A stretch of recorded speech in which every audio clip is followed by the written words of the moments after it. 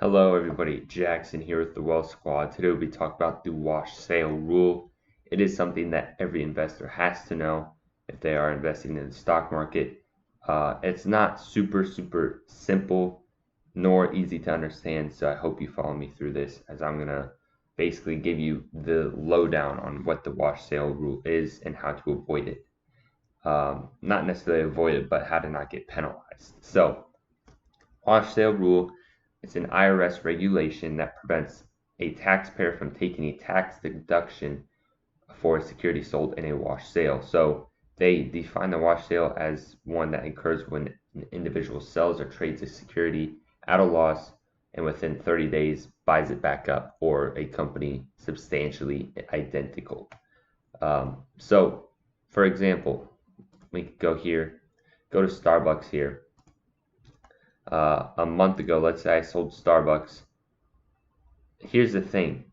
You rarely buy a company and don't buy any more of it, right? So let's say you bought at $83.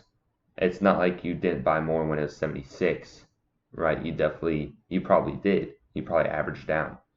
And that's the hard part. So let's say here we bought some at 83, 80, and then we start buying more at 77, 75, 73. All right, so our average is around 77, let's say, because we bought more down here, even though we did buy some up here.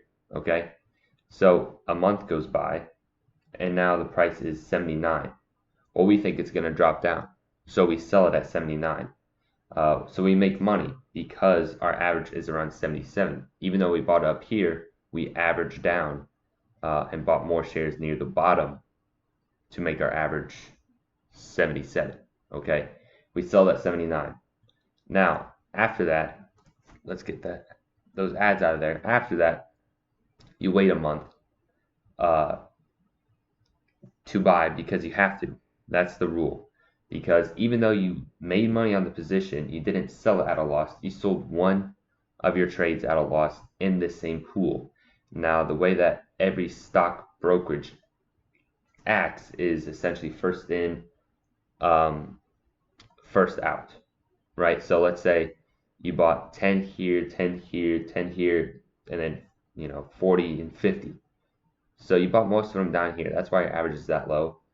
But you sold them all for 79 and you made money.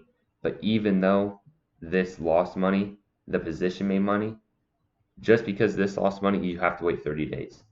I learned this the hard way. So I'll actually show you the stock that burned me that I finally learned this lesson. So it was Alibaba quite a while ago. I started buying in the 200s, and it was not going well for me. And the dips were coming and they're hitting me hard, so I was buying up in the 160s, the 150s, and finally I decided to sell at 170. But little me did not realize buying at 200 and selling at 170, even though I made money on the position, right? I bought down here most of the time. I bought down here, so my position was in the green. I sold here, and then when it dropped again, I bought some more. Well, that tax loss that I would have been able to account for come tax time. Let's say I lost $200 in this trade. I'm sorry, just because since we bought up here and sold down here, just because that one trade lost and I made money, but that trade lost, let's say $63 or $100. All right, so that's $100 tax loss that I will take at tax time. Well, that is then added on to my purchase price down here because I did not wait a full month.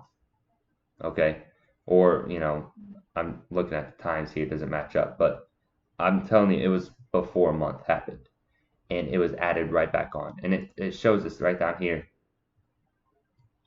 An example: the initial loss will not be allowed to be counted as a tax loss since security was purchased in the time limited interval.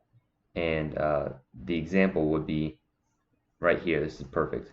For example, consider the case of an investor who purchased 100 shares of Microsoft for 33, sold the shares at 30, and within 30 days bought the shares at 32. So they lost money in the first trade, but they bought again within 30 days. In this case, with the loss of $300, since they had 100 shares at 33, sold them at 30, they lost $300. It would be disallowed or void by the IRS because of this rule, and it would be added on to the $32 price of the new purchase. So instead of $32, you're adding on this $300 loss, so that's going to be $35, and your brokerage will change the price. So the new cost basis therefore becomes $3,500 for the 100 shares purchased at $35 a share, just because that $300 loss was added on because it was void. So if you sell these shares now and you don't buy again within the 30 days, then of course your tax loss is there. It's not void. But even if you do, you buy down here at 87 after selling for 115, but you bought at 135, so you lost money and you bought down here, this loss from 135 to 115, that $20 difference is going to be added on to your share price. So instead of 87, you're really buying at 107. And that your brokerage will show that. It will say that price, hopefully give you an explanation. Many times it won't. You have to figure it out for yourself. So I hope this makes sense, guys. The wash sale rule is something you have to look out for. Again, I'm just going to tell you, it's not if you lose money on a position. It's if you lose money on a specific trade. So let me see if I could break this down a little bit more. So let's say we bought for 142. All right. I'm sorry. Let's say we bought for 176. Okay, we started buying at 176. We bought 10 shares, 10 shares, 10 shares, 10 shares, 10 shares, 10 shares. So our average is around 150, 160. All right, because we bought all along this downtrend, and it pops up, and it keeps going, and it hits 180. Well, now we're in the green because our average is around 160. So we sell, right? Maybe not at the top. Let's say we sell at this day. So even though we started buying up here and we sold up here, we lost money on this specific trade. On this one trade, we lost money. And that means we cannot buy for an additional 30 days. So let's say we sold all right here and we started buying right here and we bought all the way down and sold. We made money, sure, it shows that, but this one specific trade at the beginning did not lost money. So we have to wait 30 days for the 19th to come back, and then we could buy again. Actually 31 days. So you better as well wait for the 20th, or in this case 23rd, 22nd. So that's when you could buy again, is after 31 days. But you do not want to buy any time before then, because this loss, sure, it's a tiny loss. It's probably, it's $1, but you'll just have an extra $10 charge added onto your account, and that's no fun, right? You just want to comply with the rules. Now, this may be a bad example. Usually, it's much more vast, right? It's like you start buying at 200, you bought all the way down to 140, which you probably shouldn't do. But then you sold at 180 you made money because you bought so much more down here. Well, any single share you bought down here, up here, and sold down here, you lost money. You lost $20 on each. And then when you go to buy again, that $20 difference per share will be added on to your average price. So that's what happened to me, and it burned me, and I lost some money. So I'm just wanting to let you know that this does happen, and it's still regulated, obviously. So even if you do lose money on a trade, do not buy back within 30, 31 days. But if you do make money on a trade overall, make sure that when you started buying that position, it's actually, the price now is above that.